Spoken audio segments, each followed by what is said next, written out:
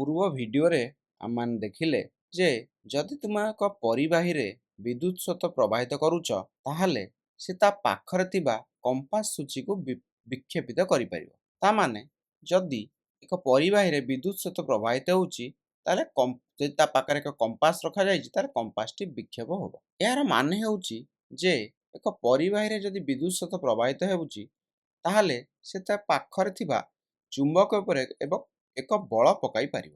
କିନ୍ତୁ ନ୍ୟୁଟନଙ୍କ ତୃତୀୟ ଗତି ନିୟମରୁ ଆମେ ଜାଣିଛନ୍ତି ଯେ ଯେତେବେଳେ ଗୋଟିଏ ବସ୍ତୁ ଅନ୍ୟ ଏକ ବସ୍ତୁ ଉପରେ ବଳ ପ୍ରୟୋଗ କରେ ସେତେବେଳେ ତତ୍କ୍ଷଣାତ୍ ଦ୍ୱିତୀୟ ବସ୍ତୁ ପ୍ରଥମ ବସ୍ତୁ ଉପରେ ସମାନ ପରିମାଣର ବିପରୀତମୁଖୀ ପ୍ରତିକ୍ରିୟା ବଳ ପ୍ରୟୋଗ କରେ। ତେଣୁକରି ଯଦି ଏକ ବିଦ୍ୟୁତ ସ୍ରୋତ ପ୍ରବାହିତ ହେଉଥିବା ତାର ଏକ ଚୁମ୍ବକ ଉପରେ ବଳ ପକାଇ ପାରୁଛି ତାର ଅର୍ଥ ହେଉଛି ଚୁମ୍ବକଟି ମଧ୍ୟ ବିଦ୍ୟୁତ ସ୍ରୋତ ପ୍ରବାହିତ ହେଉଥିବା ତାର ଉପରେ ବଳ ପକାଇବ।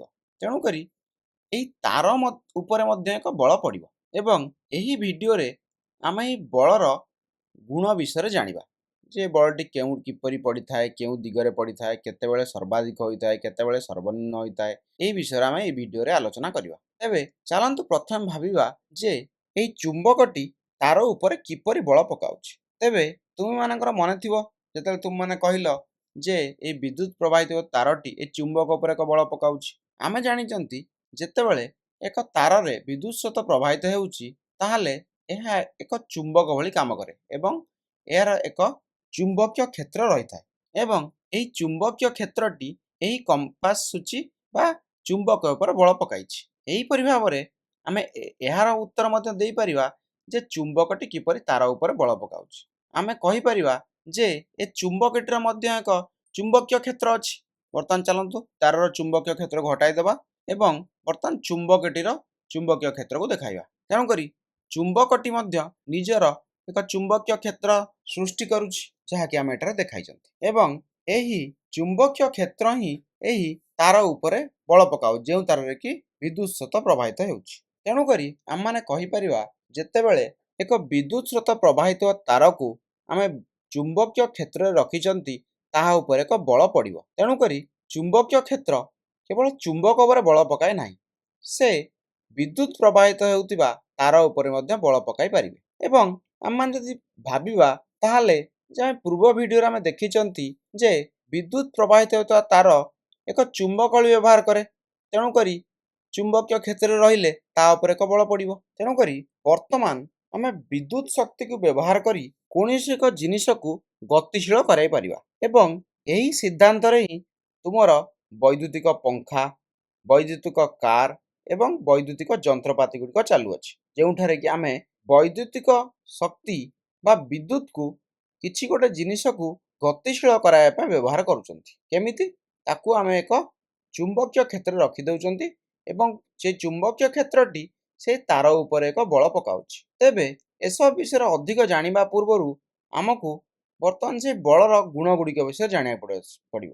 ଯେମିତିକି ସେ ବଳର ପରିମାଣ କାହା ଉପରେ ନିର୍ଭର କରୁଛି, ସେ ବଳର ଦିଗ କେଉଁ ଆଡ଼େ ରହିବ, ଏହିପରି କିଛି ଜିନିଷ।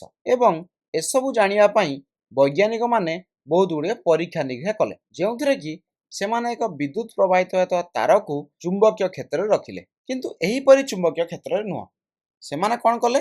ସେମାନେ ବିଦ୍ୟୁତ ପ୍ରବାହିତ ହେଉଥିବା ତାରକୁ ଏକ ସମଚୁମ୍ବକୀୟ କ୍ଷେତ୍ର, ଯାହାକୁ କି ଇଂରାଜୀରେ ୟୁନିଫର୍ମ ମ୍ୟାଗ୍ନେଟିକ୍ ଫିଲ୍ଡ କୁହାଯାଏ, ସେଥିରେ ରଖିଲେ। ତେବେ ସମଚୁମ୍ବକୀୟ କ୍ଷେତ୍ର ବା ୟୁନିଫର୍ମ ମ୍ୟାଗ୍ନେଟିକ୍ ଫିଲ୍ଡର ମାନେ ହେଉଛି ଯେ ଏପରି ଏକ ସ୍ଥାନ ଯେଉଁଠାରେ ଚୁମ୍ବକୀୟ କ୍ଷେତ୍ରର ପରିମାଣ ଏବଂ ଦିଗ ସବୁଆଡ଼େ ସମାନ ରହିଛି, ଯାହାଦ୍ୱାରା କି ଆମେ ବୁଝିପାରିବା ଯେ ଚୁମ୍ବକୀୟ କ୍ଷେତ୍ରଟି କିପରି ତାର ଉପରେ ବଳ ପକାଉଛି। ଏଠାରେ ଆମେ ଦେଖିପାରିବା ଯେ ଏହି ଚୁମ୍ବକୀୟ କ୍ଷେତ୍ରଟି ସମଚୁମ୍ବକୀୟ କ୍ଷେତ୍ର ନୁହେଁ। କାହିଁକି ନା ଦେଖନ୍ତୁ ଆର ଦିଗ ସବୁ ଜାଗାରେ ଚେଞ୍ଜ ହେଉଛି ଏବଂ ଚୁମ୍ବକୀୟ କ୍ଷେତ୍ରର ପରିମାଣ ମଧ୍ୟ ସବୁଆଡ଼େ ସମାନ ନାହିଁ। ଏଠାରେ ଚୁମ୍ବକୀୟ କ୍ଷେତ୍ରର ପରିମାଣ ଅଧିକ ଥିଲାବେଳେ ଏଠାରେ ଚୁମ୍ବକୀୟ କ୍ଷେତ୍ରର ପରିମାଣ କମ୍ ଅଛି। ତେଣୁକରି ଚାଲନ୍ତୁ ଏହି ବିଦ୍ୟୁତ ପ୍ରବାହିତ ହେଉଥିବା ତାରଟିକୁ ଏକ ସମଚୁମ୍ବକୀୟ କ୍ଷେତ୍ରରେ ରଖିବା ଏବଂ ଦେଖିବା ଯେ ତାର ଉପରେ କିପରି ବଳ ପଡ଼ୁଛି। ତେବେ ଏକ ସମଚୁମ୍ବକୀୟ କ୍ଷେତ୍ର ପ୍ରସ୍ତୁତ କରିବା ପାଇଁ ଆମକୁ ଗୋଟେ ବଡ଼ ଚୁମ୍ବକର ଦୁଇଟି ମେରୁ ଦରକାର ଅଛି, ଉତ୍ତର ମେରୁ ଏବଂ ତେବେ ବର୍ତ୍ତମାନ ଯଦି ଆମେ ଏହି ଦୁଇ ମେରୁ ମଧ୍ୟରେ ଥିବା ଚୁମ୍ବକୀୟ କ୍ଷେତ୍ରକୁ ଦେଖିବା ଯେ ତୁମେ ଜାଣିଛ ଯେ ଚୁମ୍ବକୀୟ କ୍ଷେତ୍ର ସବୁବେଳେ ଉତ୍ତର ମେରୁ ବା ନର୍ଥ ପୋଲରୁ ଷ୍ଟାର୍ଟ ହୁଏ ଏବଂ ତାହା କେଉଁଠିକି ଯାଏ ଦକ୍ଷିଣ ମେରୁକୁ ଯାଇଥାଏ। ଏଠାରେ ଆମେ କ'ଣ କାହା କଥା କହୁଛନ୍ତି ମ୍ୟାଗ୍ନେଟର ବାହାରେ ଏଇ ଯେଉଁ ଚୁମ୍ବକୀୟ କ୍ଷେତ୍ର ଆମେ କୋଉଠି ଦେଖାଯାଉଛି ମ୍ୟାଗ୍ନେଟର ବାହାରେ। ମ୍ୟାଗ୍ନେଟର ବାହାରେ ଚୁମ୍ବକୀୟ କ୍ଷେତ୍ର ସବୁବେଳେ ଉତ୍ତର ମେରୁରୁ ବାହାରିଥାଏ ଏବଂ ବାହାରିକି ସେ କେଉଁଠିକି ଥାଏ ଦକ୍ଷିଣ ମେରୁକୁ ଯାଇଥାଏ। ବର୍ତ୍ତମାନ ତୁମେ ଯଦି ଏଇ ଚୁମ୍ବକୀୟ କ୍ଷେତ୍ରକୁ ଦେଖିବ ତାହେଲେ ବର୍ତ୍ତମାନ ଏଇ ମଝି ରିଜିଅନଟିକୁ ଦେଖନ୍ତୁ। ଏଠାରେ ଚୁମ୍ବକୀୟ କ୍ଷେତ୍ରଟି ହେଉଛି ଏକ ସମଚୁମ୍ବକୀୟ କ୍ଷେତ୍ର। କାହିଁକି ଏଠାରେ ସବୁ ସ୍ଥାନରେ ଚୁମ୍ବକୀୟ କ୍ଷେତ୍ରର ଦିଗ ସମାନ ରହିଛି ଏବଂ ଯେହେତୁ ଏହି ଲାଇନ୍ ଗୁଡ଼ିକ ସମାନ୍ତର ଅଛନ୍ତି ଏବଂ ତାଙ୍କ ମଧ୍ୟରେ ପରସ୍ପର ମଧ୍ୟରେ ଦୂରତା ସମାନ ରହିଛି, ତେଣୁକରି ଆମେ କହିପାରିବା ଯେ ଏହି ଚୁମ୍ବକୀୟ କ୍ଷେତ୍ରରେ ସବୁ ଜାଗାରେ ଚୁମ୍ବକୀୟ କ୍ଷେତ୍ରର ଷ୍ଟ୍ରେନ୍ଥ ବା ପରିମାଣ ସମାନ ରହିଛି। ତେବେ ତୁମେ ଯଦି ଭାବୁଛ ଯେ ଆମେ ଏଇଭଳି ଦୁଇଟି ପୋଲ କିପରି ପାଇବା, ତେବେ ତୁମେ ଏକ ଅଶ୍ୱକ୍ଷୁରାକୃତି ଚୁମ୍ବକ ନେଇ ଏଇଭଳି ଦୁଇଟି ପୋଲ ପାଇପାରିବ। ଏଠାରେ ଉତ୍ତର ମେରୁ, ଏଠାରେ ଦକ୍ଷିଣ ମେରୁ। ଏହି ସ୍ଥାନରେ ତୁମକୁ ଏକ ୟୁନିଫର୍ମ ମ୍ୟାଗ୍ନେଟିକ୍ ଫିଲ୍ଡ ବା ସମଚୁମ୍ବକୀୟ କ୍ଷେତ୍ର ମିଳିପାରିବ। ତେଣୁକରି ତୁମେ ଦୁଇଟି ବଡ଼ ଚୁମ୍ବକ ଆଣ, ଗୋଟିଏ ଯାହା ଉତ୍ତର ମେରୁ ପାଇଁ, ଗୋଟିଏ ଦକ୍ଷିଣ ମେରୁ ପାଇଁ, କିମ୍ବା ତୁମେ ଗୋଟେ ଅଶ୍ୱକ୍ଷୁରାକୃତି ଚୁମ୍ବକ ମଧ୍ୟ ଆଣିପାରିବ। ତେବେ ଚାଲନ୍ତୁ ବର୍ତ୍ତମାନ ଆମର ବିଦ୍ୟୁତ ପ୍ରବାହିତ ତାରଟିକୁ ଏହି ମ୍ୟାଗ୍ନେଟିକ୍ ଫିଲ୍ଡ ବା ଚୁମ୍ବକୀୟ କ୍ଷେତ୍ରରେ ରଖିବା। ତେବେ ଚାଲନ୍ତୁ ବର୍ତ୍ତମାନ ପରୀକ୍ଷା ନିରୀକ୍ଷା କରିବା ଏବଂ ଦେଖିବା ଯେ ବଳଟି କାହା ଉପରେ ନିର୍ଭର କରୁଛି। ତେବେ ପ୍ରଥମ ଜିନିଷ ଆମେ ଦେଖିବାକୁ ଚାହୁଁଛନ୍ତି ଯେ ବିଦ୍ୟୁତ ସ୍ରୋତର ପରିମାଣ ଉପରେ ବଳଟି କିପରି ନିର୍ଭର କରୁଛି। ତୁମେମାନେ ଏହାକୁ ଯଦି ଅନୁମାନ ଲଗାଇବ ତାହେଲେ ତୁମେମାନେ ଜାଣିପାରିବ ଯେ ଯଦି ଆମେ କରେଣ୍ଟ ବା ବିଦ୍ୟୁତ ସ୍ରୋତକୁ ବଢ଼ାଇ ଦେବା ତାହେଲେ କ'ଣ ହେବ, ବଳଟି ବଢ଼ିଯିବ ନିଶ୍ଚିତ।